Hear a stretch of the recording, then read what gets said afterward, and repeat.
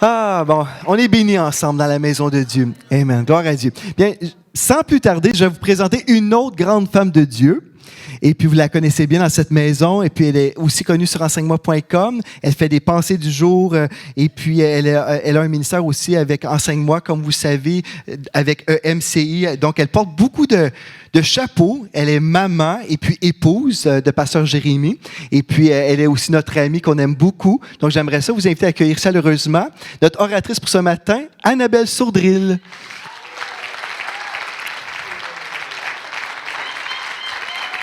Sois bénie, Annabelle.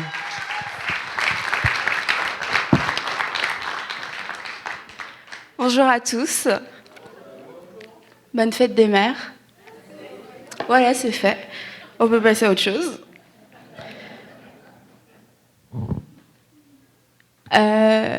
Déjà, pour commencer, je veux juste vous dire que si vous étiez là la semaine dernière, si vous avez regardé le message, vous avez vu ce qui s'était passé. Et je crois, je sais, je suis sûre que le Saint-Esprit ne veut pas bousculer et renverser seulement Pasteur Joël, ne veut pas seulement renverser un homme ici. Il veut tous nous renverser d'une manière ou d'une autre. Il veut tous nous bousculer d'une manière ou d'une autre et nous visiter d'une manière ou d'une autre. Que ce soit de cette manière-là ou d'une autre manière, en tout cas, c'est certain que c'est la volonté parfaite de Dieu que nous soyons tous visités et en Église. Et c'est pour ça que je crois que j'ai reçu un message qui venait de Dieu pour l'Église, pour que nous puissions aller plus loin dans ce que Dieu veut faire. Et vous avez peut-être vu la vidéo de Jérémy sur Facebook. Une vidéo, il a une petite tête, il a un épi, il est un peu bizarre. Je vois que certains l'ont vu. Il a dit de s'attendre à quelque chose de particulier et pas à cause de moi, mais juste à cause de Dieu. Parce que nous sommes ici pour célébrer Dieu, pour honorer Dieu et nous nous attendons à Dieu ce matin. Et ce soir-là, quand il a fait la vidéo, on était avec Pasteur Joël et avec Mathilde et on a eu un temps de prière et Jérémy a dit à un moment donné qu'il fallait qu'on décrète, qu'on parle la parole de Dieu, qu'on parle ce que nous voulions voir, ce à quoi nous aspirions. Et quand il l'a dit, ça m'a vraiment interpellée. Et puis après, dans la semaine, j'y ai repensé. Puis hier soir, il m'a redit ça en gros. Et je me suis dit, c'est ça le message. En tant qu'Église, nous devons apprendre à parler ce que Dieu veut faire au milieu de nous. Et je sais qu'on a déjà reçu des enseignements sur la confession, sur la déclaration et qui ont été excellents. Et pour nos vies personnelles, beaucoup d'entre vous ont sûrement vécu des percées personnelles, que ce soit dans vos finances, dans vos corps, dans votre couple, etc. Mais je crois que nous devons vivre ces choses-là en Église et pas d'une manière personnelle seulement dans nos maisons, mais nous devons vivre quelque chose ici en Église, un mouvement puissant de l'Esprit qui va tous venir nous saisir et c'est sûr qu'on va ramener chez nous, qu'on va ramener partout où on va aller, mais on doit vivre ici quelque chose maintenant, aujourd'hui, dimanche prochain, les jours prochains, les semaines à venir et pendant tous les dimanches où on va s'assembler, nous devons vivre la gloire de Dieu. Et une des choses, c'est que nous devons apprendre à parler ces choses-là, à parler ce que Dieu veut faire. Et juste, on va pas prendre le temps, mais vous pourrez y penser. Que voulez-vous voir ici dans cette église? Que voulez-vous voir? Que voulez-vous voir? Est-ce que vous ne voulez rien voir et venir ici chaque dimanche après dimanche parce que ça vous convient? Ou est-ce que vous avez soif de plus? Est-ce que vous avez soif de plus? Est-ce que vous avez envie de voir autre chose? Est-ce que vous avez envie de ressortir d'ici saisi, complètement ivre du Saint-Esprit, rempli de la puissance de Dieu? Ou est-ce que vous avez envie que quand un malade rentre ici, automatiquement il soit guéri? Que lorsqu'une personne dépressive rentre ici, automatiquement elle sorte remplie de joie? Qu'une personne qui ne soit pas encore sauvée soit sauvée, rencontre ici le salut, puisse rencontrer ici Jésus, que ce soit notre normalité. Moi, je veux voir ces choses et je crois qu'il y a plusieurs d'entre vous, vous voulez voir ces choses. Et pour différentes raisons, on ne le dit pas quelquefois parce qu'on a peur que ça n'arrive pas, on a peur d'être un peu fou, on a peur de l'échec, de dire on va vivre un réveil, ça fait 10 ans, ça fait 20 ans, ça fait 30 ans qu'on en parle partout dans le monde, ça fait 30 ans qu'on en parle ici au Québec, en Europe, etc. Est-ce qu'on a déjà vécu le réveil? Mieux vaut que se construire une église sécuritaire, confortable, et puis où ça se passe bien. Comme ça, on ne sera pas déçus. On ne fera pas des grandes déclarations, mais on ne sera pas déçus. Les gens auront ce à quoi ils s'attendaient, c'est-à-dire à rien. Et c'est dommage.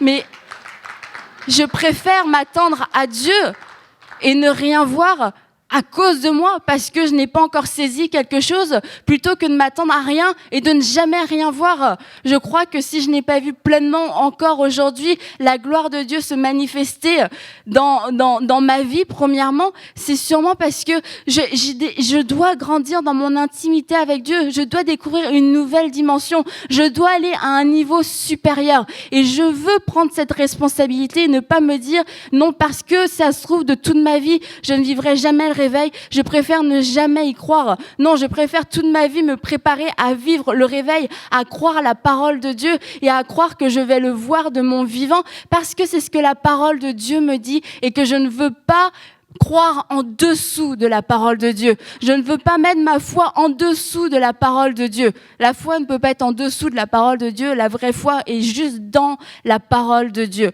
Donc, ce matin, je crois que nous allons aller ensemble dans une nouvelle dimension de foi pour déclarer ce que Dieu veut faire, que nous n'allons pas déclarer bêtement non plus, que nous n'allons pas dire bêtement des choses parce que quelqu'un a dit qu'il fallait dire. Comme on peut le voir, c'est un excès, en tout cas une faiblesse par rapport à la déclaration. Il y a des gens, ils entendent le message de la confession biblique. Non, tu sais, par les meurtrissures de Jésus, tu es guéri. Arrête de dire que tu es malade. C'est la vérité, mais la personne n'a aucune foi. La personne ne croit pas ce que dit la parole de Dieu. La personne le dit parce que tu lui as dit. Et elle dit, oh, je suis malade. Ah non, faut pas que je dise que je suis malade. Il n'y a pas de foi. La puissance ne vient pas par un système de mots, un alignement de phrases, etc. La puissance vient de ta foi, Et parce que tu vas construire ta foi, tu vas déclarer aussi, non, je suis guéri par les meurtrissures de Jésus. Tu ne le diras pas bêtement par poursuivre ce que quelqu'un t'a dit alors que toi, tu n'as aucun fondement. Si tu ne crois pas, va dans la parole et tu vas le croire et tu vas saisir cette promesse aussi pour toi. Et ce que nous allons déclarer ensemble aujourd'hui, il faut que ça vienne de toi, il faut que ça vienne de ton cœur, que ce soit pas juste parce qu'on l'a dit et tu récites bêtement quelque chose sans t'attendre à rien du tout. Tu dis non, je suis guéri, mais tu t'attends pas à la guérison. Tu t'attends à être encore plus malade la minute d'après. Et t'es tout le temps entre deux. Mais là, aujourd'hui, je crois que nous allons dans une nouvelle dimension de foi ensemble pour saisir pleinement ce que Dieu veut faire au milieu de nous. Donc, pour commencer, avec le commencement, Dieu a dit, Dieu a parlé, Dieu a toujours parlé, Dieu a toujours opéré par sa parole. Une parole orale, il a dit, des gens l'ont entendu avec leurs oreilles, il a dit, il a parlé. Donc c'est pas un concept humain, c'est pas une philosophie humaine que de parler pour voir un résultat. Dieu lui-même a fait les choses comme ça. On peut aller directement dans Genèse 1, au commencement du commencement. On peut voir dès le verset 3, c'est Dieu dit que la lumière soit. Et devinez quoi ? La lumière fut. Après, au verset 6, Dieu dit qu'il y ait une étendue entre les eaux pour séparer les eaux des eaux. À votre avis, qu'est-ce qui s'est passé ?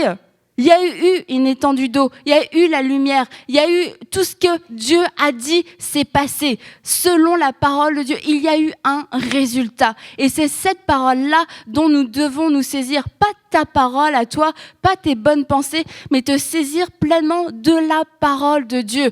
Que la même parole que Dieu a prononcée, c'est la parole qui est dans ton esprit, la parole qui veut jaillir, qui veut sortir et que tu as besoin de déclarer avec ta bouche. C'est cette même parole qui va produire des effets comme tu peux même pas imaginer, qui va produire justement que quelqu'un va saisir sa guérison. Parce que c'est ta parole? Non, parce que c'est la parole de Dieu dans ta bouche qui produit ce résultat. Et est-ce que vous pensez que quand Dieu a dit que la lumière soit, Dieu a eu comme un doute? Et si on restait dans la nuit pour toujours, est-ce que ça marchait pas? et qu'est-ce qui se passerait avec... Non, Dieu a dit que la lumière soit. Dieu savait que immédiatement, la lumière allait être, que la lumière serait le résultat de sa parole. Et lorsque tu dis « sois guéri dans le nom de Jésus », crois que cette parole de Dieu qui n'est pas de toi, qui n'a pas de puissance en toi, mais qui a juste la puissance, qui contient la puissance de Dieu pour guérir, agit maintenant. Que comme Dieu a dit que la lumière soit, la lumière fut. Si je te dis sois guéri dans le nom de Jésus, je m'attends à ce que tu sois guéri. Je ne m'attends pas à autre chose. Je n'ai pas un plan B d'échec, parce que la parole est la parole, que Dieu n'a eu aucune hésitation lorsqu'il a parlé, et que tout ce qu'il a dit, c'est accompli. Deuxièmement, Jésus aussi a parlé.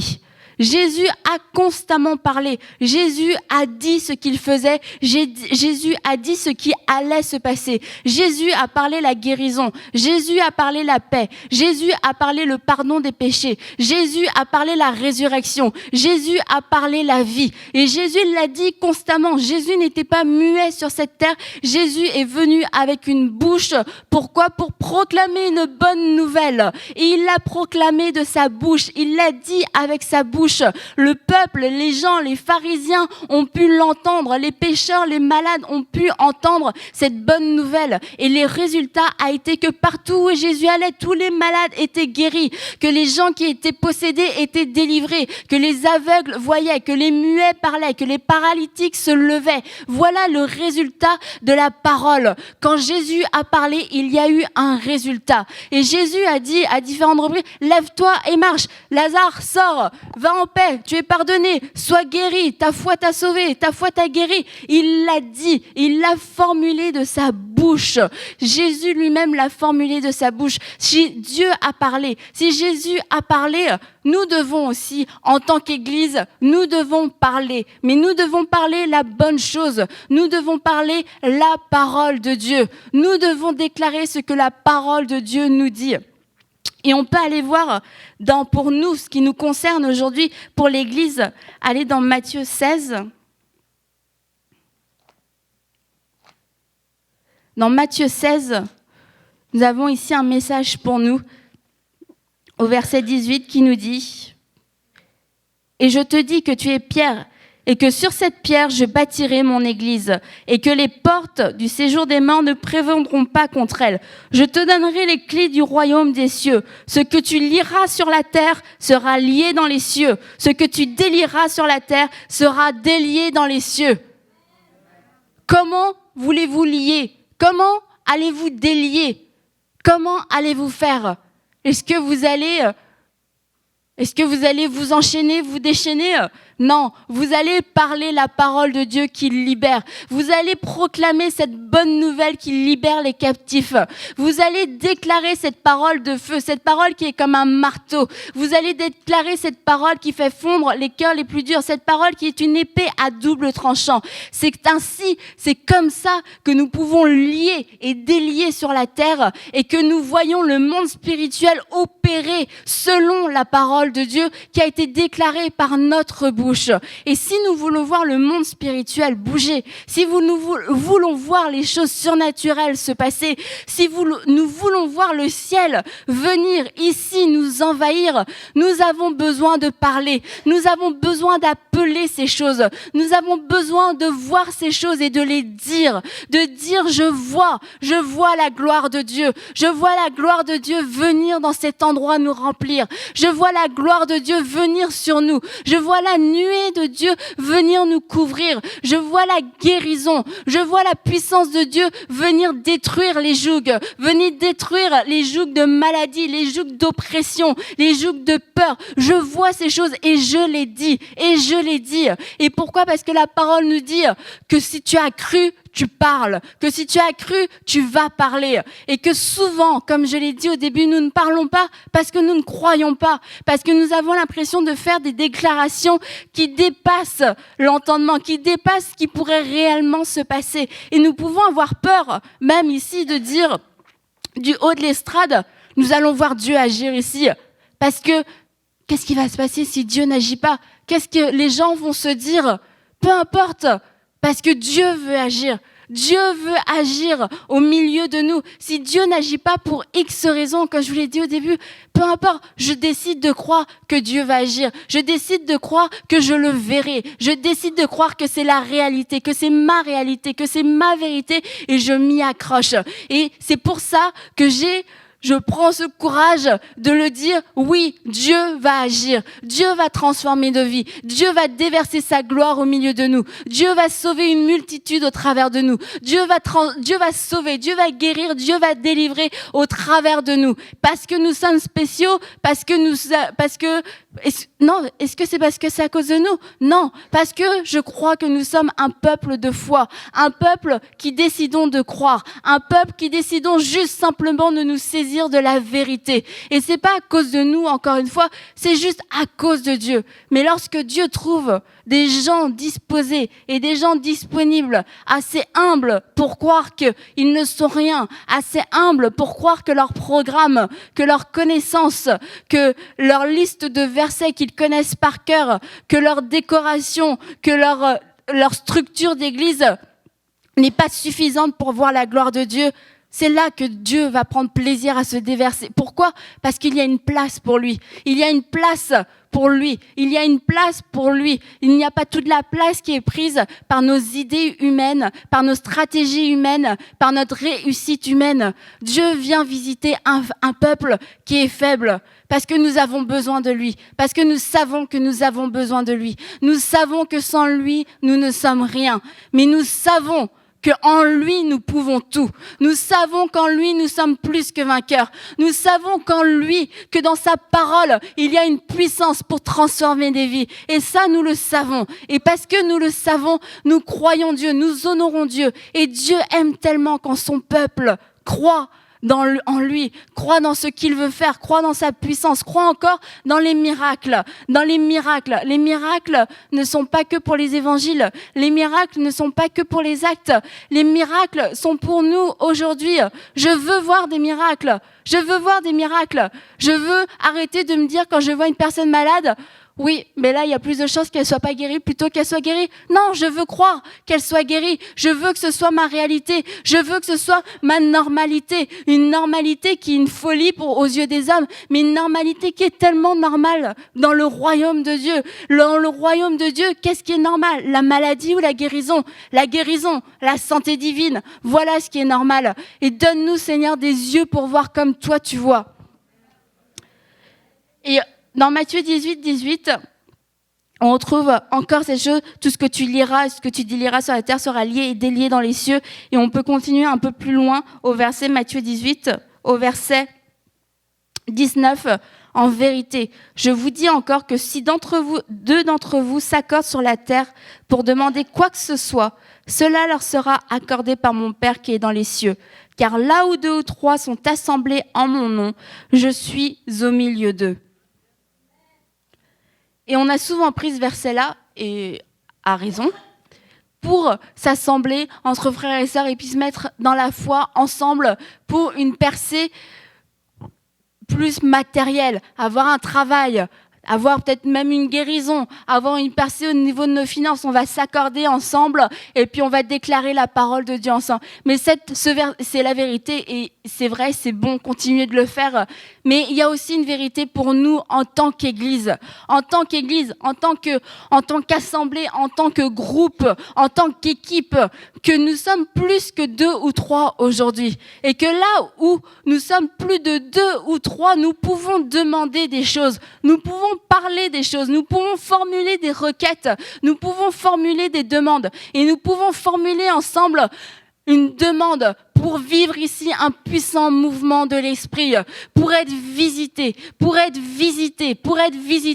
vivre un réveil. Nous pouvons et nous devons le demander parce que la réponse est déjà oui. Dieu a déjà dit oui.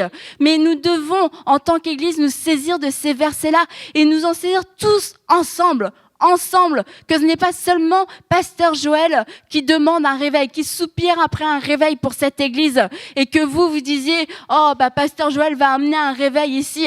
Pasteur Joël sait ce qu'il a à faire. Mais nous, est-ce que nous savons ce que nous avons à faire? Nous savons quelle est notre responsabilité qui n'est pas un fardeau, mais qui a un privilège de pouvoir nous assembler ici et de pouvoir demander à Dieu de venir nous visiter, de venir faire quelque chose d'extraordinaire au milieu de nous, de pouvoir venir nous transformer, qu'on puisse voir, qu'on puisse sentir, qu'on puisse avoir un aperçu de ce qu'est le ciel concrètement, pas juste comme ça par nos paroles, mais la Bible nous dit, viens et vois comment l'Éternel est bon, viens et goûte. Il y a une autre version qui dit goûte, et il y en a encore une autre qui dit sens, mais ce sont des choses physiques, c'est pas juste une idée intellectuelle.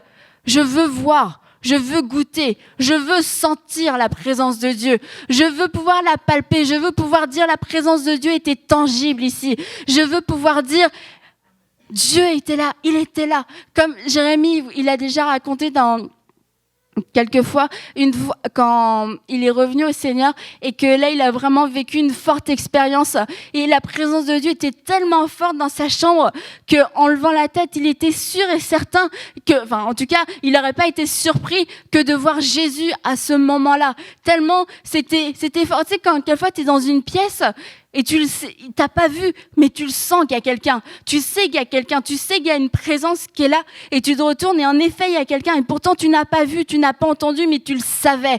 Tu le savais, sûrement parce que notre corps réagit, mais notre esprit réagit à la présence de Dieu aussi.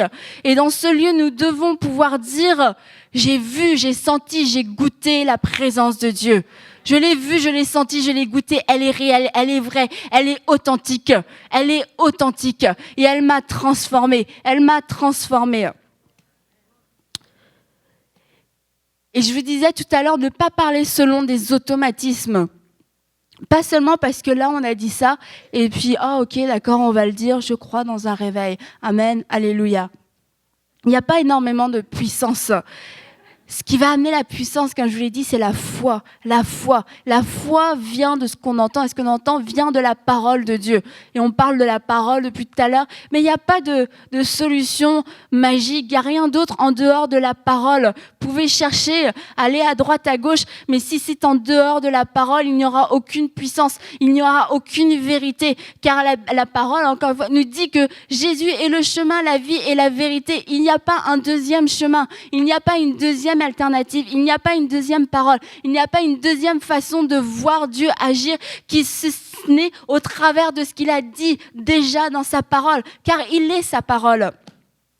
Donc, allez dans Romains 4, 16.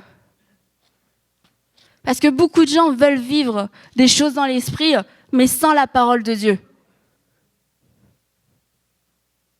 Romains 4, 16. Il nous est dit d'Abraham, donc c'est par la foi pour qu'il s'agisse d'une grâce, afin que la promesse soit assurée à toute la descendance, non seulement à celle qui a la loi, mais aussi à celle qui a la foi d'Abraham, notre Père à tous, selon ce qu'il est écrit. Je t'ai établi Père d'un grand nombre de nations. Il est notre Père à tous, devant Dieu en qui il a cru, qui donne la vie aux morts et qui appelle à l'existence ce qui n'existe pas. Espérant contre toute espérance, il crut et devint ainsi Père d'un grand nombre de nations, selon ce qui avait été dit, telle sera sa descendance. Et on continue. Et sans faiblir dans la foi, il considéra son corps presque mourant, puisqu'il avait près de 100 ans, et le sein maternel de Sarah déjà atteint par la mort. Mais face à la promesse de Dieu, il ne douta point par incrédulité, mais fortifié par la foi, il donna gloire à Dieu, pleinement convaincu de ceci, ce que Dieu a promis, il a aussi la puissance de le faire, il a aussi la puissance de l'accomplir. C'est pourquoi il lui fut compté comme justice. Ce que Dieu a promis, il a la puissance de le faire, il a la puissance de l'accomplir. Si Dieu a parlé sur ta propre vie, si Dieu t'a appelé à quelque chose, Dieu a la puissance de le faire. Dieu a la puissance de le faire. Dieu ne s'est pas affaibli au cours des années. Dieu n'a pas un corps mortel. Dieu n'est pas un vieillard qui commence à trouver la vie longue et la vie dure. Non, Dieu est toujours un Dieu puissant, un Dieu qui règne. Et c'est toujours celui qui a la puissance d'accomplir sa parole pour vous et pour cette Église, et pour l'Église en général. Pour l'Église en général, peu importe dans quel état est l'Église aujourd'hui, l'Église en général, l'Église de Dieu, parce que Dieu est capable d'accomplir sa parole. Dieu est capable de relever ce qui était mort et de le ramener à la vie. Dieu est capable de créer ce qui n'est pas encore, d'amener ces choses-là à l'existence. Et pour vous qui ne voyez pas, et parce que vous ne voyez pas, vous ne croyez pas, et parce que vous ne croyez pas, vous ne parlez pas, saisissez-vous de cette parole. Ce que Dieu a dit, il va le faire. Ce que Dieu a dit, il a la puissance de l'accomplir. Et ayez cette foi comme Abraham a eu, de ne pas regarder à ce qu'il pouvait voir, à son corps qui était vieux, à tout le naturel qui lui disait non. Non, Abraham a regardé à Dieu. Abraham a cru Dieu. Abraham a glorifié Dieu à cause de sa foi, non pas à cause de sa foi. Je ne crois pas qu'Abraham a dit « Gloire à Dieu, je suis vieux. Gloire à Dieu, ma femme est vieille. Oh, gloire à Dieu, ça va être difficile. Gloire à Dieu, on ne sait pas si ça va arriver. Gloire à Dieu pour nos vieux os. Gloire à Dieu. » Non, Abraham a dit « Gloire à Dieu, parce que ta promesse va s'accomplir. Gloire à Dieu, car ma femme va enfanter. Gloire à Dieu, car je vais devenir le père d'une nation. Gloire à Dieu, car tu le fais. » Malgré mes faiblesses, malgré mon naturel, malgré mon vieux corps. Abraham a dit, malgré tout ça, je te rends gloire. Pourquoi ? Parce qu'Abraham avait la foi. Abraham a vu ce qui était à venir. Et Abraham a parlé. Abraham a glorifié Dieu. Abraham a dit merci, a loué Dieu. Et nous devons aussi apprendre à louer Dieu pour les choses à venir. Les choses qui se passent, mais les choses à venir. Car nous en voulons toujours plus. Car nous ne sommes pas satisfaits. Car même si aujourd'hui l'église était visitée puissamment et que tous d'un seul coup vous étiez par terre, vous aviez une visitation et que Jésus vous parlait, ce ne serait pas fini. Ce ne serait que le commencement d'une nouvelle saison, une saison de puissance, une saison où Dieu voudrait faire des choses absolument extraordinaires au milieu de nous. Ce ne serait que le commencement. Parce que même si aujourd'hui, maintenant, vos yeux spirituels s'ouvraient et que vous voyez cette armée d'anges autour de nous, que vous voyez de vos yeux le trône de Dieu, que vous voyez toutes ces choses-là, non, ce ne serait pas encore fini. Ce ne serait pas encore fini, ce ne serait que le commencement. Et nous en voudrions encore plus. Nous voudrions encore plus de Dieu, encore plus de sa présence, encore plus de son onction, encore plus de révélation de sa parole. Nous en voudrions toujours plus car nous refusons d'être rassasiés. Nous refusons de dire « je suis satisfait avec ce que j'ai ». Non, ma vie chrétienne ne peut pas ressembler à ça. C'est impossible que ma vie chrétienne ressemble à ça. C'est impossible que je meure dans cet état. C'est impossible que si Jésus revenait demain, il me trouve en cet état. Non, je veux voir la gloire de Dieu. Je veux voir la gloire de Dieu. Je veux que ma vie serve à quelque chose. Je veux que ma vie serve à la gloire de Dieu, d'une manière ou d'une autre. Peu importe comment, peu importe. Mais je veux que ma vie soit pour la gloire de Dieu et manifeste la gloire de Dieu. Manifeste la gloire de Dieu. Et ce qui est manifeste est visible. Nous pouvons dire, oui, mais c'est dans le cœur, etc. Oui, c'est vrai, il y a une vérité. On ne peut pas négliger les petits commencements. On ne peut pas mépriser les petits commencements. Et c'est pas parce que tu n'as encore rien vu, que tu es un nul, que Dieu dit, t'es nul, t'es sans puissance. Non, mais Dieu t'appelle à devenir plus puissant. Dieu t'appelle à voir. Dieu t'appelle à goûter et à sentir. Et quand on dit manifester, c'est qu'il doit se passer quelque chose. Il doit se passer quelque chose. Les journalistes doivent pouvoir venir ici et dire, ils sont complètement fous. On comprend pas ce qui se passe. Ils parlent en d'autres langues. Ils secouent, ils tombent. Pasteur, il parle, il balançait en arrière. Mais on ne sait pas ce qui s'est passé. Ils sont très bizarres, ces gens-là. Mais je sais qu'il y avait une femme en fauteuil roulant. Et je sais qu'elle est repartie debout, en sautant et en courant.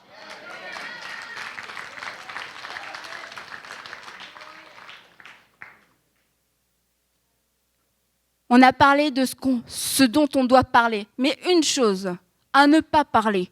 Si tu ne peux pas parler ce que Dieu veut faire, ne parle pas ton incrédulité non plus. Ne dis pas, je te l'interdis, de dire « Oh oui, mais bon, peut-être que Dieu ne veut pas vraiment le faire. Ne le dis pas s'il te plaît. Ne me le dis surtout pas à moi après.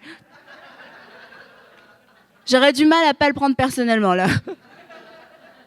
Ne pas parler l'incrédulité. Dieu a parlé, Jésus a parlé. Dieu nous a demandé de parler à la montagne, de commander, etc. Dieu nous a donné une puissance dans notre bouche. Mais Dieu a dit aussi, à certains moments, ne dis pas. Il l'a dit à Jérémie, au prophète Jérémie, il lui a dit, parce que Jérémie a dit, ah Seigneur éternel, voici je ne sais point parler, car je suis un enfant. Et là, Dieu lui a dit, ne dis pas, je suis un enfant. Parce que Jérémie disait, je ne peux pas Seigneur, je ne peux pas, je n'y arriverai pas, je ne suis pas qualifié, je suis un enfant, je suis la mauvaise personne pour ce que tu veux faire. C'est vraiment formidable ce que tu veux faire Seigneur, mais pas avec moi. Parce que moi c'est sûr je vais faire échouer ton plan. C'est ce que disait Jérémie. Et là, est-ce que Dieu a dit, oh c'est vrai Jérémie, t'es nul, j'avais oublié, excuse-moi.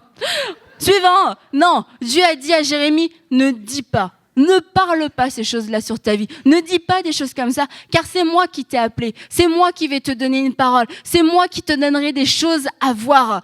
Et là, Jérémie a accepté cette parole de correction avec foi, en disant, ok, non, ici tu. Et il a dit après, je vois une branche d'amandier. Je vois. Il l'a dit parce que il a décidé de fermer sa bouche à l'incrédulité, de dire « je suis un enfant, je ne peux pas, je ne sais pas, blablabla, je ne peux pas ». Tous ces papas qu'on a dans notre bouche, et on les a tous pour notre vie personnelle, mais on les a peut-être aussi pour l'Église. Et si c'est votre cas, recevez aujourd'hui cette correction de la part du Seigneur dans l'amour, et que ça vous pousse à la repentance, que vous puissiez dire dans votre cœur ce matin, Seigneur, je te demande pardon d'avoir parlé contre ce que tu voulais faire, de ne pas avoir cru. Je ne dirai plus, l'Église ne peut pas. Je ne dirai plus, ici nous ne vivrons pas, à cause. Je crois ta parole. Je crois que tu vas agir ici. Je crois que tu vas faire quelque chose d'extraordinaire ici. Je crois que nous allons vivre un réveil. C'est une correction de Dieu dans l'amour. Reprenez-la dans l'amour et reprenez-vous et saisissez-vous, reprenez-vous avec la foi. Remplacez votre incrédulité par la foi et Dieu n'est pas fâché contre vous. Dieu veut que nous changions constamment, nous avons des choses à changer. Et peut-être que votre niveau de foi est là aujourd'hui et tu dis, oui, moi, j'ai jamais dit qu'on pouvait pas. Mais tu n'as jamais dit non plus qu'on pouvait vivre le réveil. Tu n'as jamais dit qu'on pouvait voir des milliers de gens être sauvés dans cette ville. Tu n'as jamais dit que ça pouvait être ici le commencement d'un puissant mouvement de Dieu. Tu n'as jamais dit ces choses-là non plus. Donc tu peux aussi dire, Seigneur, je te demande pardon, je n'ai pas dit parce que je n'ai pas cru. Et là, tu peux aujourd'hui commencer à croire et à déclarer que ici, il va se passer quelque chose d'historique.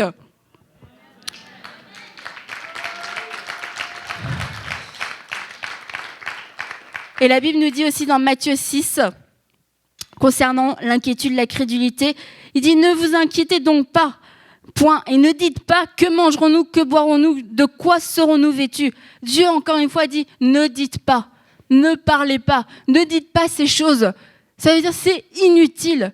C'est inutile, ça n'apporte aucune solution. Non seulement ça n'apporte aucune solution, mais en plus, ça apporte des semences d'incrédulité qui poussent dans ta vie. Et quand ces semences poussent dans ta vie, tu ne vois plus, c'est comme du lierre sur les maisons qui commence à pousser, une petite branche comme ça, et après la maison est couverte de lierre, on ne peut plus voir la maison, on ne peut plus distinguer c'est quoi la vraie nature de la maison. Et quand tu as semé des paroles d'incrédulité constamment, ces plantes-là ont poussé et tu ne discernes plus la vérité, tu ne vois plus la vérité car tu es voilé par l'incrédulité et tu as besoin aujourd'hui d'accepter que ces paroles d'incrédulité soient tuées dans le nom de Jésus, soient éradiquées, soient détruites, soient arrachées dans le nom de Jésus pour que tu puisses percevoir la vérité à nouveau, que tu puisses voir ce qui t'a été caché depuis peut-être des jours, des semaines ou même des années parce que tu as constamment parlé avec incrédulité. Mais aujourd'hui, accepte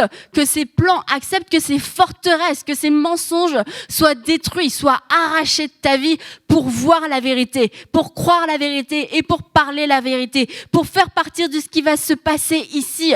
Il faut que tu acceptes le changement. Il faut que tu acceptes d'être bousculé de l'intérieur. Il faut que tu acceptes que peut-être tu as eu tort, que peut-être tu n'as pas saisi ce que Dieu voulait faire, que peut-être tu as sous-estimé la maison dans laquelle tu étais, que peut-être tu as sous-estimé l'appel du pasteur Joël. Peut-être tu as dit, pasteur Joël, c'est un petit jeune, oui, il parle de ses visitations, c'est bien beau, c'est bien beau. Peut-être que tu as dit ces choses-là dans son cœur. Je me suis pas dit ça. Peut-être, mais c'est mal. C'est mal devant Dieu, parce qu'en disant ça, tu t'attends à l'homme, et de deux, tu ne reconnais pas ce que Dieu a mis sur cet homme-là, sur ce pasteur, sur cette autorité dans ta vie. Tu dois te repentir. Tu dois dire, Seigneur, je te demande pardon d'avoir limité ton action par incrédulité. Par incrédulité. L'incrédulité, peu importe dans quel domaine, dans l'église où ça se trouve, mais peu importe. Aujourd'hui, c'est le temps où tu dis, Seigneur, je veux changer. Je veux changer. Je renonce à ces mentalités. Je renonce à ces mensonges. Je renonce à moi, je pense que. Moi, je sais que. Moi, j'ai appris que. Moi, ceci, moi, cela. La lettre tue et l'esprit vivifie. Nous avons besoin d'être vivifiés par l'esprit, désespérément, désespérément. Et il y en a parmi vous, vous avez été largement instruits. Vous avez été largement enseignés sur la parole de Dieu. Mais cette parole n'a rien produit. Cette parole est juste un gros tas indigeste en toi qui te sert à juger, qui te sert à voir ce qui n'est pas bien. Mais cette parole a besoin de vie, a besoin d'être inondée, a besoin d'être arrosée pour pouvoir produire un fruit. Et tu as besoin de laisser jaillir ces eaux vives de toi. Tu as besoin de digérer, tu as besoin de digérer, tu as besoin de te lever et de digérer ce gros tas de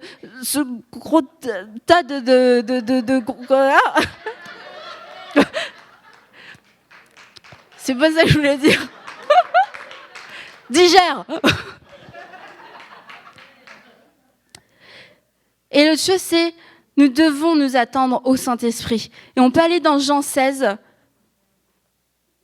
Et pour ceux qui n'ont pas entendu l'enseignement du pasteur Michael sur le Saint-Esprit, allez l'écouter pour savoir, pour en savoir plus.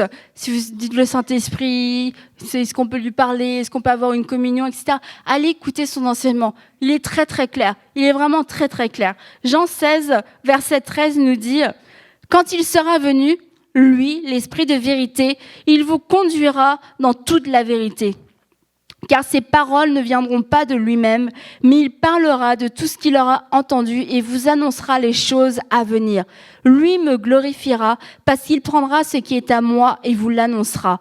Tout ce que le Père a est à moi. C'est pourquoi j'ai dit qu'il prendra ce qui est à moi et vous l'annoncera.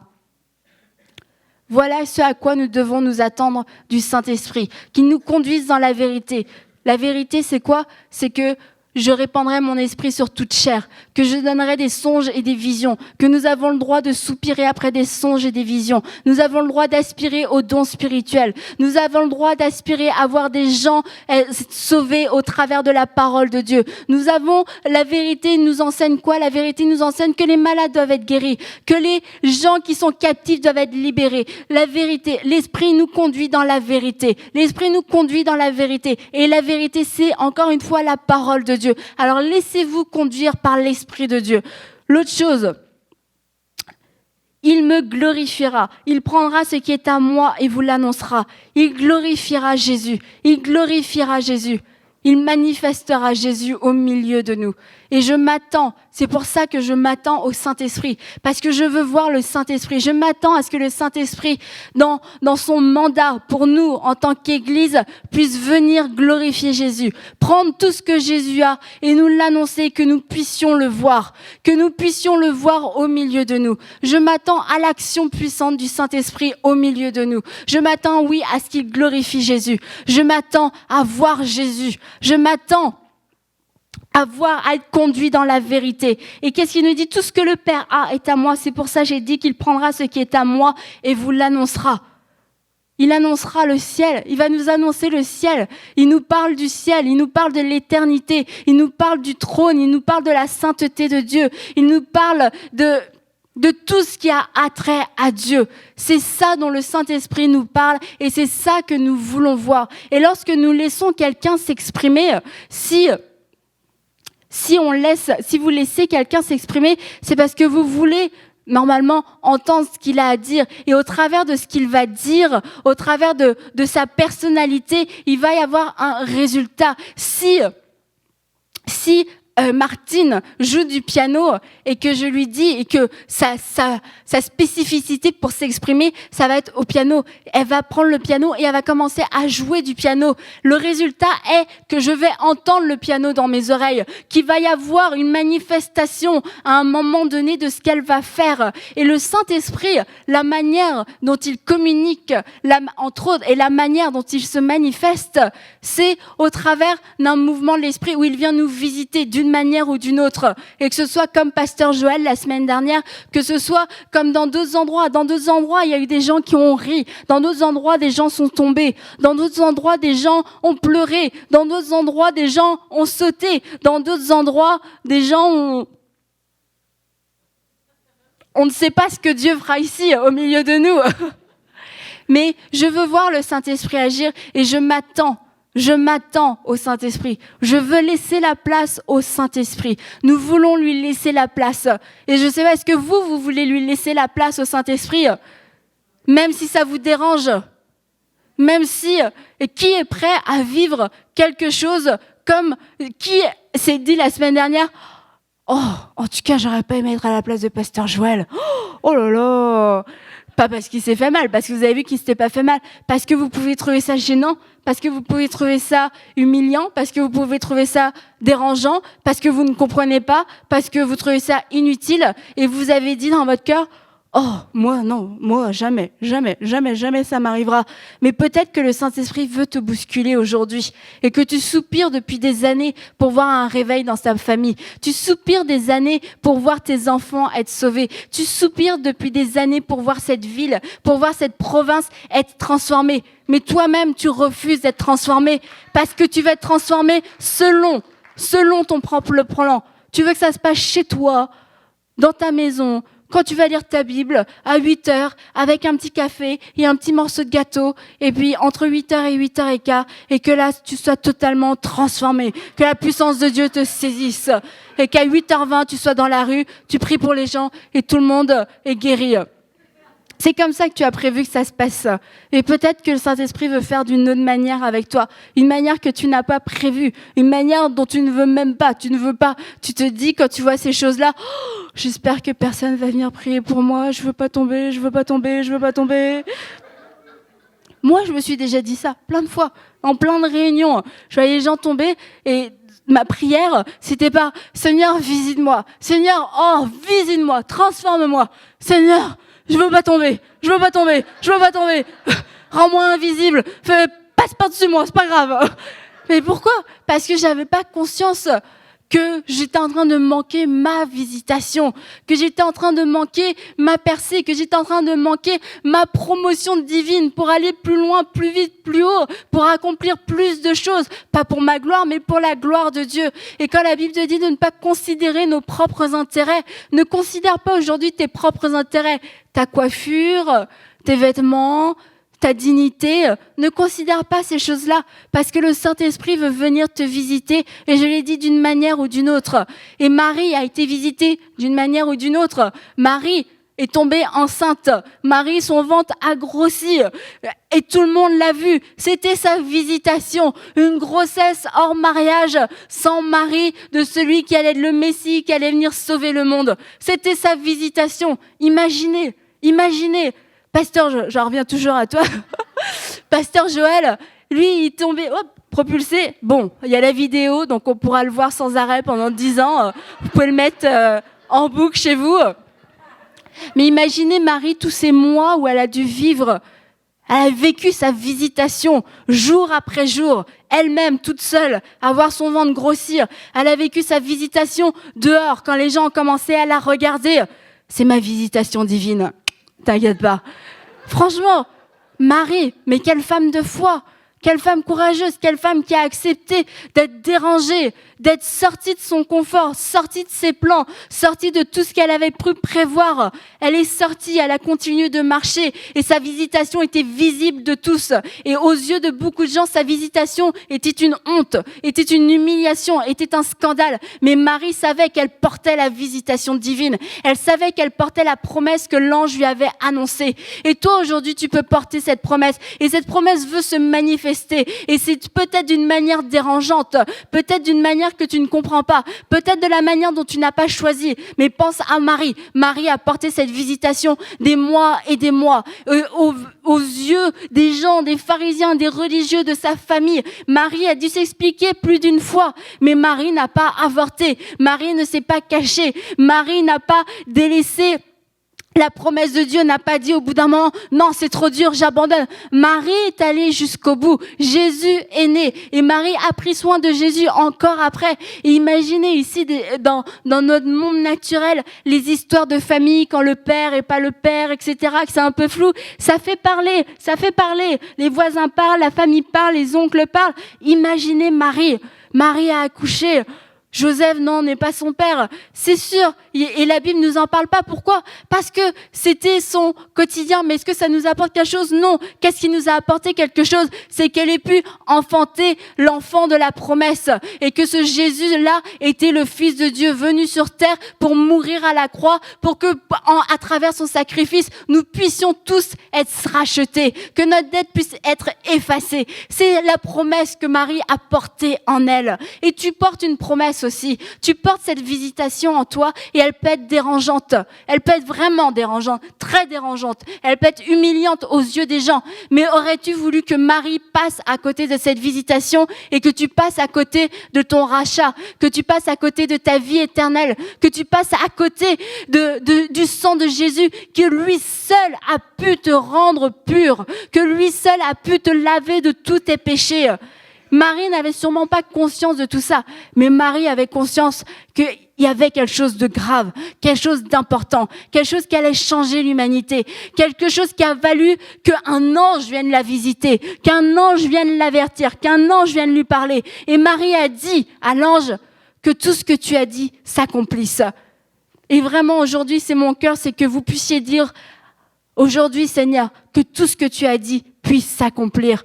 Que ce que tu as dit puisse s'accomplir, que nous voyons ces fleuves d'eau vive couler, que nous voyons ce réveil, que nous voyons l'Esprit se répandre sur toute chair, que nous ayons des visions, que nous marchions dans les signes, dans les miracles et dans les prodiges, que nous voyons toutes ces choses-là, que nous soyons totalement transformés et bouleversés, et que tu puisses dire à cela, oui, que tout ce que tu as dit, Seigneur, je vais le voir s'accomplir. Que tout ce que tu as dit, je le crois. Que tout ce que tu as dit, tu as la puissance de l'accomplir. Et que comme Marie d'un cœur soumis, que tout ce que tu as dit puisse s'accomplir au travers de moi, au travers de l'Église. Et le groupe de louanges peut venir, et ça sert à rien de prêcher un tel message si on ne fait pas quelque chose maintenant. Si aujourd'hui, maintenant, dans cette heure ici, dans l'auditorium, nous ne parlons pas la parole de Dieu, nous ne parlons pas les choses à venir, nous ne parlons pas la grandeur de Dieu, nous ne parlons pas le réveil que Dieu veut amener, ça n'aurait servi à rien.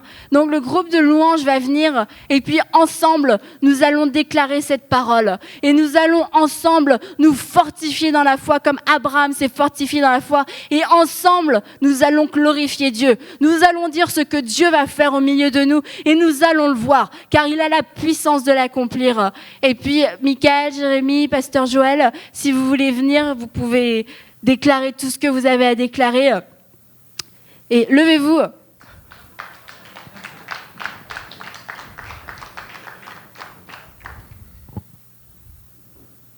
Est-ce que vous vous attendez à quelque chose? Est-ce que votre cœur est ouvert? Est-ce que vous avez cette disposition comme Marie? Oui. Est-ce que vous croyez que le Saint-Esprit est prêt à agir ce matin au milieu de nous? Est-ce que vous êtes prêts à vous laisser transformer, à vous laisser renverser, à vous laisser bousculer? Est-ce que vous croyez que c'est Dieu qui l'accomplit? Que nous ne sommes pas en train de servir le diable, mais nous servons Dieu et que nous servons un Dieu puissant? Un Dieu qui veut vous réveiller, qui veut vous changer. Qui veut vous changer. Amen.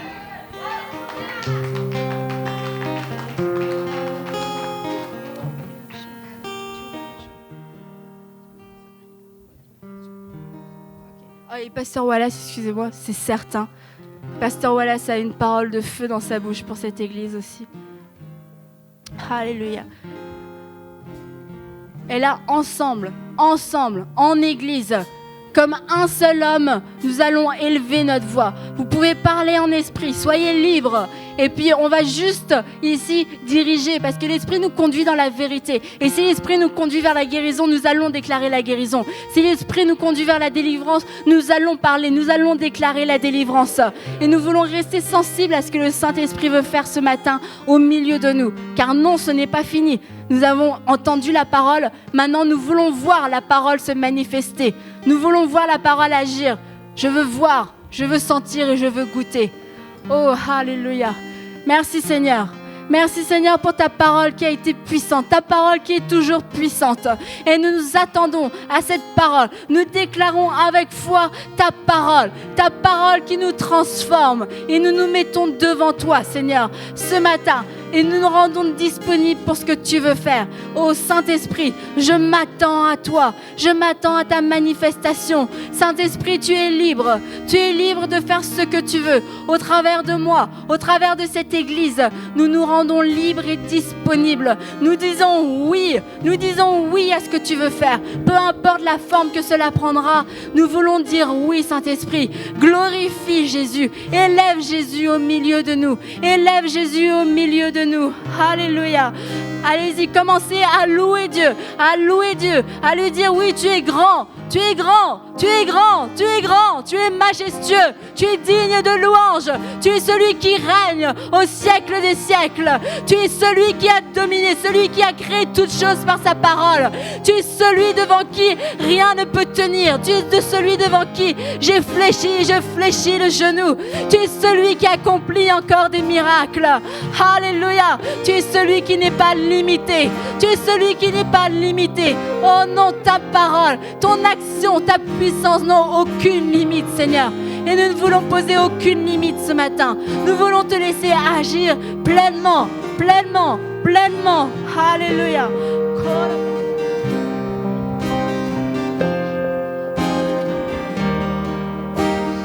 Oh, Église, élevez votre voix. Élevez votre voix, Église. Élevez votre voix. Alléluia. Caroline, la sœur, est venue nous annoncer une bonne nouvelle. Et c'est vraiment le témoignage de ce message. Et je lui ai dit, prêche. Prêche. Témoigne. Gloire à Dieu. Je voulais dire merci. J'avais pas prévu aujourd'hui, mais le 12 avril, quand Pasteur Jérémie Nelson était là, j'ai raconté ce que j'avais vécu. J'ai partagé le désir de mon cœur. Puis c'est confirmé que ça fait 1 mois que je suis enceinte.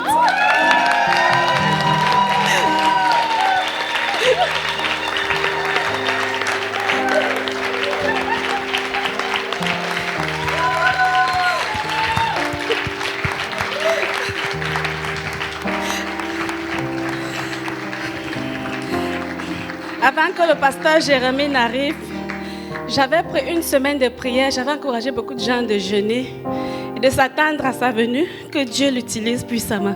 Puis j'avais dit, Seigneur, les menstrues que j'ai eues avant qu'il n'arrive, ce sera les derniers. Seigneur, j'attends à ma visitation. Puis j'ai des sœurs et des frères ici qui m'ont, Esther, sont nombreux qui m'ont donné des paroles de connaissance et tout. Puis quand elle me donnait même des paroles, je l'étais déjà, je ne savais pas. Elle me disait, repose-toi, tu es enceinte. Elle est même venue chez nous acheter un vêtement de bébé. Elle m'a dit, le Seigneur m'a dit d'aller acheter. Je tenais à le dire, Esther, excuse-moi. En tout cas, je n'avais pas prévu. Mais Dieu est bon. Gardons la foi. Et j'avais dit à Dieu, tu m'as promis plusieurs choses. Tu as commencé à accomplir. Puis il n'est pas possible que je ne puisse pas accomplir celle-là. Tu peux pas mettre en moi un tel désir d'être mère et tu n'arrives pas à l'accomplir. En tout cas, il m'a montré encore qu'il est Dieu. Et que c'est lui qui m'a appelé, pas le contraire. Il m'a fait grâce encore. Merci. Gloire à Dieu. Gloire à Dieu.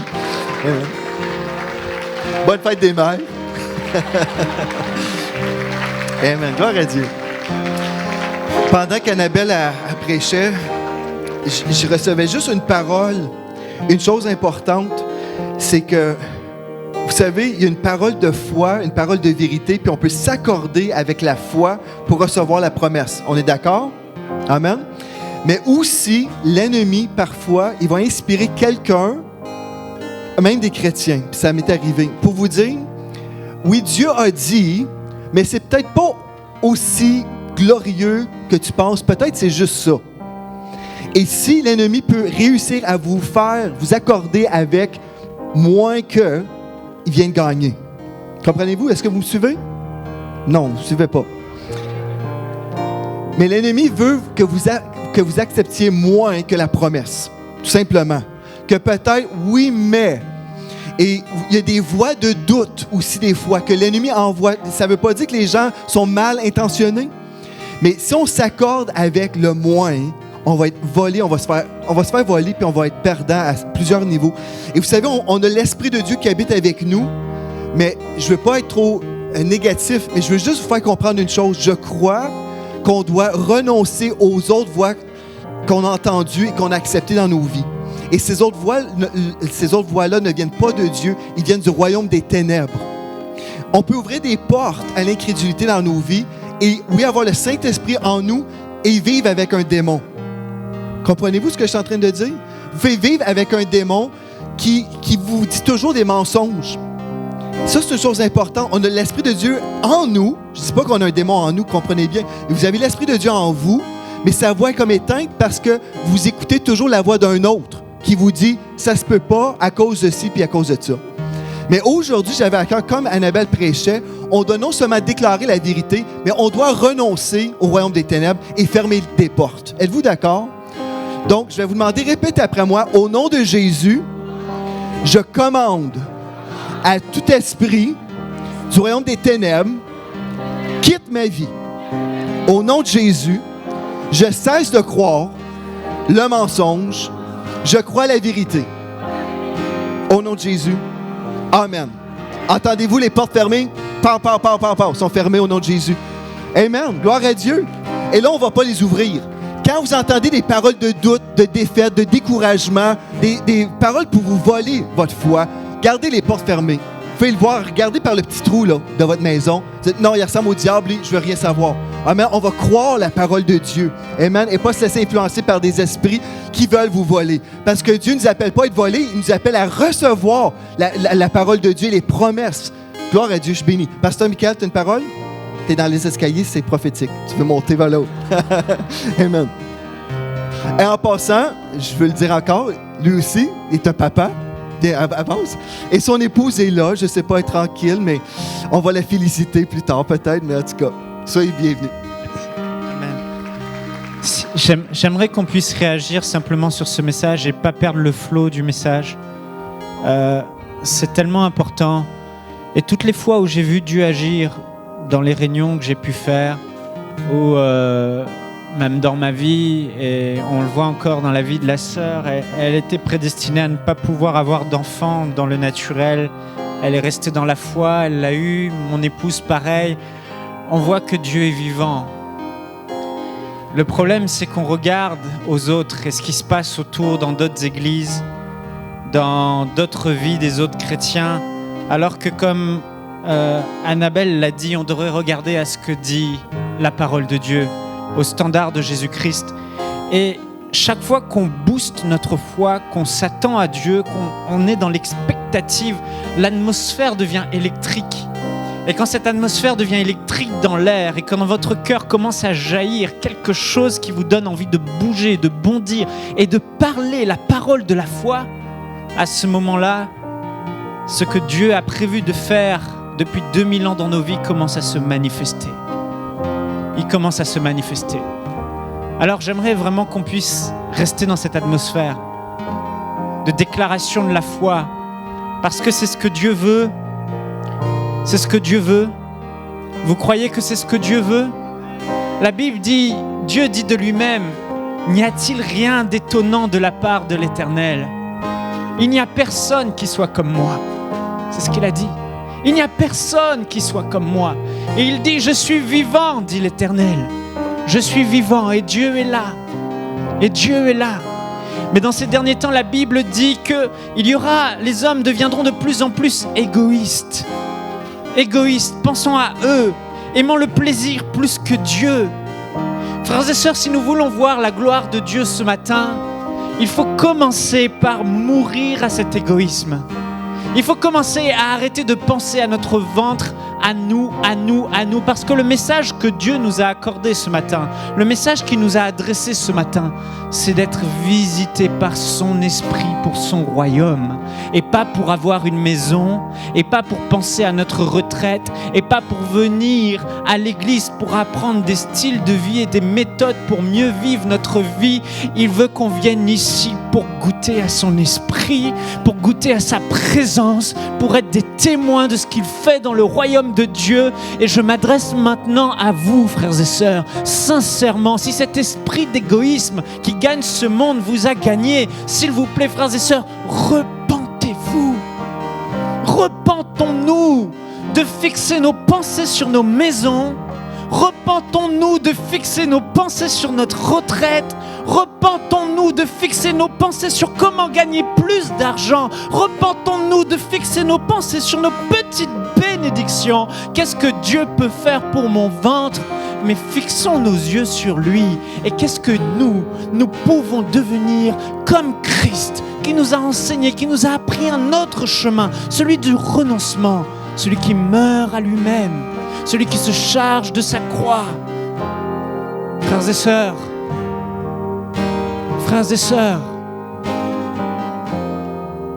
renonçons à cet esprit d'égoïsme. Renonçons à cet esprit d'individualisme. Et agissons avec foi pour le royaume de Dieu. Vous êtes d'accord? La sœur a lu dans Romains au chapitre 4, espérant contre toute espérance, il crut et devient ainsi père d'un grand nombre de nations, selon qui avait été dit, telle sera ta descendance. Et sans faiblir dans la foi, il ne considéra pas son corps presque mourant, puisqu'il avait près de 100 ans, et le sein maternel de Sarah déjà atteint par la mort, mais face à la promesse de Dieu, il ne douta point. Par incrédulité, mais fortifié par la foi, il donna gloire à Dieu, pleinement convaincu de ceci, ce que Dieu a promis, il a aussi la puissance de l'accomplir. Ce que Dieu a promis, il a aussi la puissance de l'accomplir. Regardez ce que ce passage dit. Il n'a pas regardé à l'état de son corps qui était stérile, qui tremblait, qui marchait comme un grand-père peut-être. Il n'a pas regardé à l'état du corps de sa femme qui était déjà atteint par la mort. Elle ne pouvait plus enfanter, mais face à la promesse, il fixa ses yeux sur la parole de Dieu, comme la sœur Annabelle l'a dit. Il détourne son regard de lui-même, il détourne son regard du naturel et il fixe son regard sur ce que dit la parole de Dieu. Et là, ce que le Saint-Esprit attend maintenant, c'est que vous arrêtez de regarder à vous-même.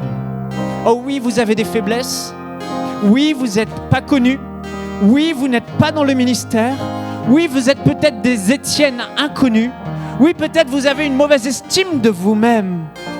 Mais Dieu a dit ce matin par sa servante, Dieu a dit qu'il veut déverser son esprit sur votre vie et faire du médiocre que vous pensez que vous êtes quelqu'un d'utile pour le royaume de Dieu, quelqu'un de transformé par sa puissance. Est-ce que vous acceptez de détourner vos regards de vous-même et de l'estime que vous avez de vous-même et de croire qu'en cet instant précis, Dieu va vous toucher?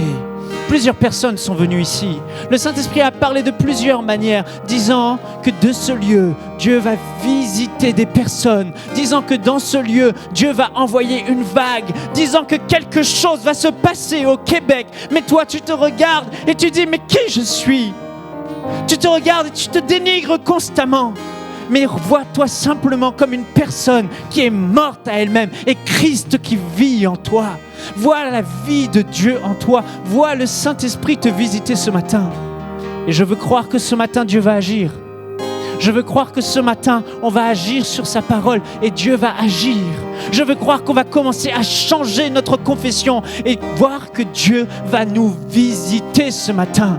Voir que Dieu va toucher notre vie, va toucher notre corps, va toucher notre âme, va toucher notre esprit et va tout renverser ce matin. Parce que je refuse de croire, comme la sœur l'a dit, une seconde de plus, que la vie chrétienne consiste en ce que nous vivons aujourd'hui.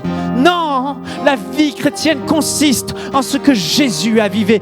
Voici comment Dieu a oint Jésus-Christ de Nazareth d'esprit et de puissance qui allait de lieu en lieu, faisant le bien et délivrant tous ceux qui étaient sous l'emprise du diable. Mon frère, ma sœur, ton temps est venu. Mon frère, ma sœur, la Bible dit, lève-toi et sois éclairé car ta lumière arrive. Lève-toi et sois éclairé parce que ta lumière arrive. Ta lumière arrive. Ta lumière arrive. Ta lumière arrive. Ta lumière arrive. Ta lumière arrive. Elle arrive. Elle arrive. Cesse de penser à la fois où on t'a abusé.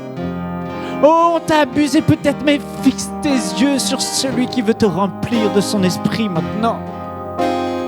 Cesse de penser à tes dettes et à tes problèmes maintenant et tourne tes yeux vers celui qui est le rémunérateur de ta foi, Jésus-Christ.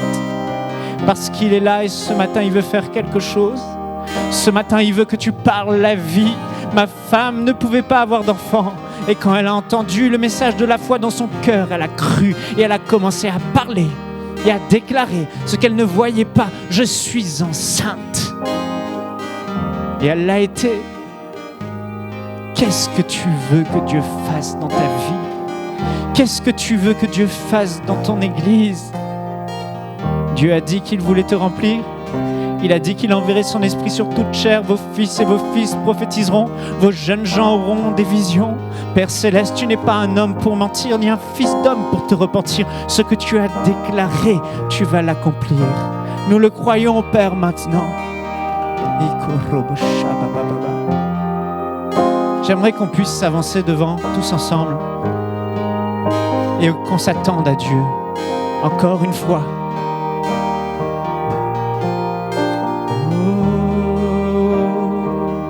Et qu'on laisse le Saint-Esprit agir sur sa parole, parce qu'on croit en lui.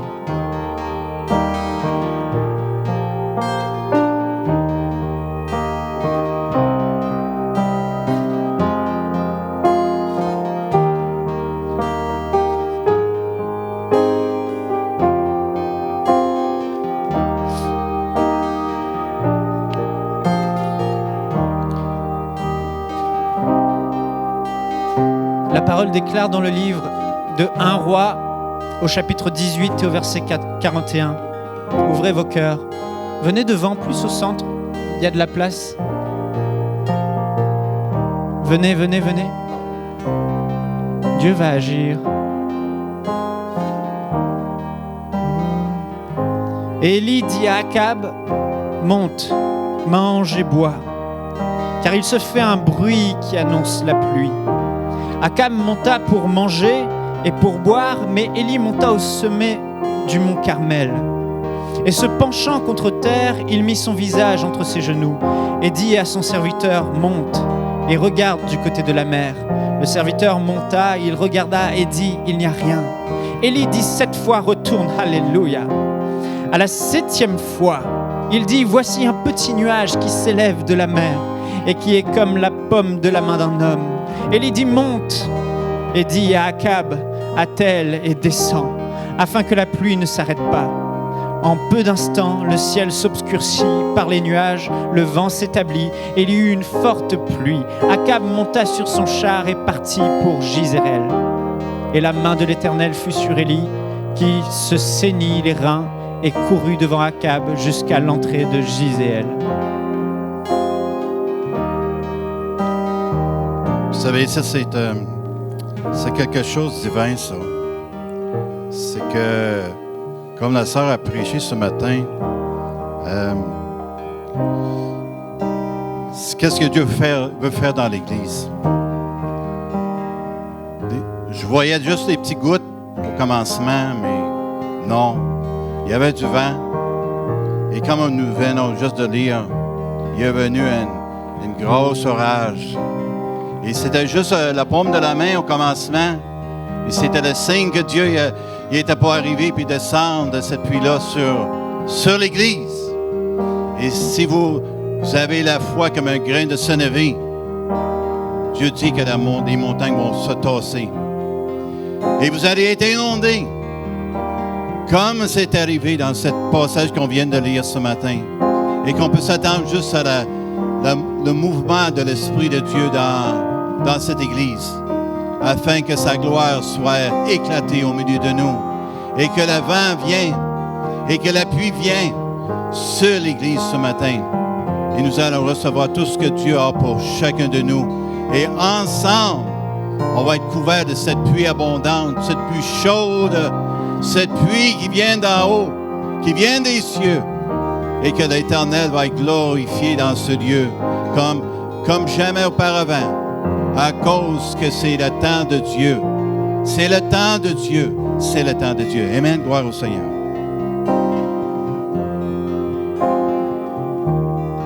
La Bible dit dans Romains au chapitre 10, « Frères, je souhaite de tout cœur que les Israélites soient sauvés, et c'est ce que je demande instamment à Dieu dans mes prières, car je leur rends ce témoignage, ils ont un zèle ardent pour Dieu, mais il leur manque le discernement. » Combien de fois on a été zélé pour Dieu et on a voulu que quelque chose se passe?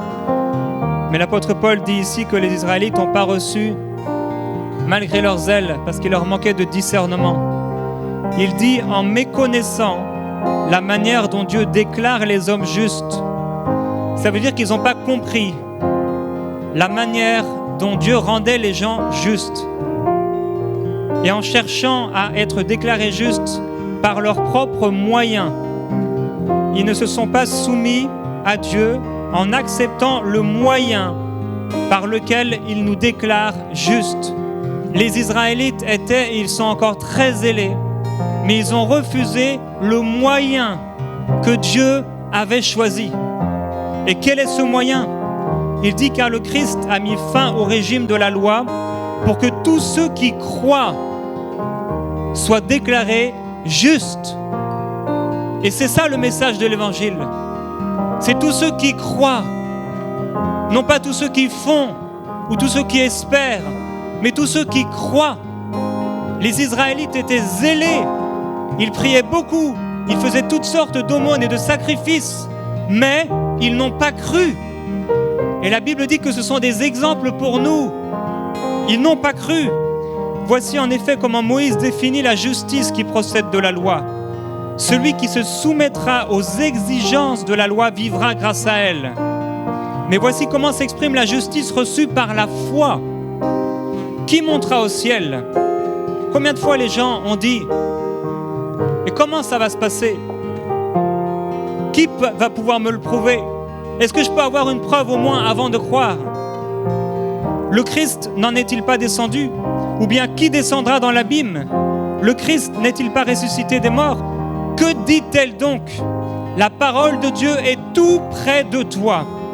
Elle est dans ta bouche et dans ton cœur. Cette parole est celle de la foi et c'est celle que nous annonçons. Comment Caroline est tombée enceinte? Par l'homme, mais par Dieu au travers de sa foi. L'homme aurait pu être là et essayer, mais si elle n'avait pas mis sa foi en action, aujourd'hui, rien ne serait. Nous voulons voir la gloire de Dieu. Nous voulons que Dieu intervienne. Nous voulons être rafraîchis. Mais est-ce que Dieu le veut? Oui, Dieu le veut. Alors qu'est-ce qui m'empêcherait aujourd'hui? L'incrédulité, le doute. Où se trouve le miracle? Dans ta bouche et dans ton cœur.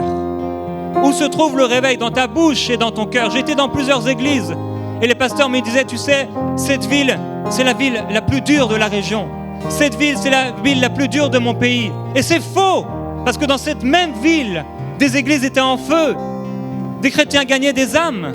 La foi, c'est tout ce qu'il suffit. C'est tout ce qu'il faut. La foi. Quand nous commençons à accorder nos paroles avec la parole de Dieu, quand nous arrêtons de dire « Seigneur, où es-tu ? Seigneur, je ne ressens pas ta présence. » Et quand nous déclarons « Jésus, tu as dit dans ta parole, tous les jours, tu seras avec moi jusqu'à la fin des temps. Seigneur, tu as dit dans ta parole que là où 2 ou 3 sont réunis, tu es au milieu d'eux. Seigneur, tu as dit dans ta parole que ceux qui croiront en toi, des fleuves d'eau vive couleront de leur esprit. Tu l'as dit, alors je le crois. » La foi, il n'y a que la foi. En effet, si de ta bouche tu déclares que Jésus est Seigneur, et si dans ton cœur tu crois que Dieu l'a ressuscité des morts, tu seras sauvé. Car celui qui croit dans son cœur, Dieu le déclare juste. Celui qui affirme de sa bouche, Dieu le sauve. En effet, l'Écriture dit, celui qui met en lui sa confiance ne connaîtra jamais le déshonneur. La foi ne trompe jamais. La foi n'échoue jamais. Jamais. Si tu es dans la foi, tu verras. Si tu es dans la foi, tu verras. Arrête de dire je ne peux pas comme Annabelle a dit. Arrête de dire nous n'avons pas. Arrête de parler le manque dans ta vie. Arrêtons de parler le manque. Et proclamons la gloire de Dieu. Proclamons la gloire de Dieu. Fermons les yeux et tournons nos yeux, les yeux de nos cœurs sur Jésus. Et déclarons pour nos vies et pour l'Église un temps de rafraîchissement selon la parole de l'Esprit. Oh, nous déclarons sur l'Église un rafraîchissement. Nous déclarons la gloire de Dieu. Je ne vous entends pas. Qu'est-ce que vous déclarez? J'ai cru, c'est pourquoi j'ai parlé. Qu'on entende l'Église parler. Qu'on entende la foi jaillir de ta bouche. Commence à déclarer. Commence à déclarer. Merci Seigneur, toutes choses Seigneur. Alléluia. Parlez la foi. Merci Seigneur que tu changes l'atmosphère. Quand les gens qui rentrent ici, Seigneur, reçoivent, Seigneur, une onction à l'entrée même, Seigneur Jésus, qu'on n'a même pas besoin de dire une parole. Seigneur, toi, Seigneur, tu vas agir par ton Saint-Esprit, Seigneur, au nom. Parle. Fais de nous un chant d'œuvre, Seigneur Jésus, afin qu'à tout le moment que nous puissions rentrer ici, nous puissions avoir ton feu en nous, Seigneur. Que l'Esprit de Dieu se manifeste au milieu de nous. Que l'Esprit de Dieu se manifeste au milieu de nous. Que jamais auparavant, comme jamais auparavant, Seigneur, nous avons besoin de toi. Alléluia. Dieu a dit à Ézéchiel, devant cette vallée d'ossements desséchés, parle aux ossements. Et nous avons besoin de parler les choses que nous voulons voir. Dieu nous a donné une si grande autorité, qu'il nous a donné la possibilité de parler à des choses et de les voir. Et il y a des temps où nous n'avons même plus besoin de demander à Dieu quoi que ce soit. Nous parlons simplement, nous ordonnons simplement. Jésus n'a pas demandé à Dieu de faire quelque chose au figuier. Jésus a parlé au figuier. Jésus a simplement dit devant Lazare, Père, je te loue de ce que tu m'exauces toujours. Et il a parlé à Lazare. On a besoin de parler. On a besoin de parler. On a besoin de parler à nos montagnes. Nous déclarons montagne haute, toi de là. Montagne des dettes. Montagne du manque. Tu quittes cette église. Tu quittes la vie des gens dans cette église. Car nous ne manquons de rien. Nous ne manquons de rien. Nous avons la provision de grâce, provision d'amour pour aimer les gens, provision de puissance pour guérir les malades, pour ressusciter les morts, pour voir des âmes être sauvées, provision de Dieu pour l'église vécue, provision de Dieu pour cette église, provision du royaume de Dieu. Partout où nous allons, nous sommes enflammés, nous sommes inspirés, nous sommes environnés de la gloire de Dieu. Partout où nous allons, nous sommes des flammes de feu que Dieu envoie. Nous commençons à voir des hommes et des femmes être sauvés. Nous commençons à recevoir des paroles de connaissance. Nous commençons à recevoir le don de la foi se manifester dans nos vies. Nous voyons la gloire de Dieu. Église, parle. On a besoin maintenant de répondre à la parole prophétique que Pasteur Wallace a donnée. La parole qui dit que la pluie descend. Le croyez-vous? Croyez-vous cette parole? Que la pluie descend? La pluie nous parle de l'onction, nous parle du Saint-Esprit. Donc, on va le déclarer. On va remercier le Seigneur pour la pluie. Quand la pluie tombe, puis il y avait une sécheresse pendant des années, il y avait une grande sécheresse, et tout d'un coup, la pluie descend. Mais qu'est-ce qui se passe quand la pluie descend? Le peuple se réjouit, le peuple le déclare. Donc, on va l'annoncer à nos voisins. La pluie descend ce matin. La pluie descend. La pluie descend dans cette place. Nous le déclarons au nom de Jésus. La pluie descend. La pluie descend. La pluie descend dans cette place. Alléluia. Merci pour la pluie, Seigneur Dieu. Merci, Seigneur Dieu, que la sécheresse est derrière nous. La sécheresse est derrière nous. Et c'est maintenant les fleuves d'eau vive qui coulent dans cette place. Nous recevons cette parole et nous la déclarons. Et c'est dans notre bouche, c'est dans notre cœur. Et c'est ce que nous déclarons au nom de Jésus. Alléluia. Amen. C'est ce que j'ai à cœur juste de vous dire. Restons bas. Restons bas. Conservons ce que l'Esprit de Dieu est en train de faire. Chérissons ce que l'Esprit de Dieu est en train de faire. Restons bas. Restons bas. Et élevons Jésus. Élevons Jésus. Parlons de lui. Ne parlons pas de nous, mais parlons de lui. Ce qu'il est en train de faire en ce moment. Alléluia. Merci Seigneur Dieu. Merci Seigneur Dieu. Alléluia. Alléluia. Nous acceptons ce message, Seigneur, comme venant de toi. Nous déclarons ce que tu as promis. Nous déclarons cette pluie. Une averse qui n'a pas de fin dans nos vies. Une averse qui n'a pas de fin, mais qui augmente de jour en jour, d'heure en heure. Seigneur Dieu, on veut toujours plus de ta présence. Alléluia. Oui, Seigneur Dieu, parce qu'on sait qu'en nous-mêmes, on ne peut rien faire. Il n'y a pas de résultat en nous-mêmes. Mais toi, Seigneur Dieu, c'est toi qui fais la différence.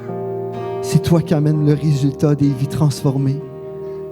Alléluia. Merci, Seigneur Dieu. Gloire à ton saint nom.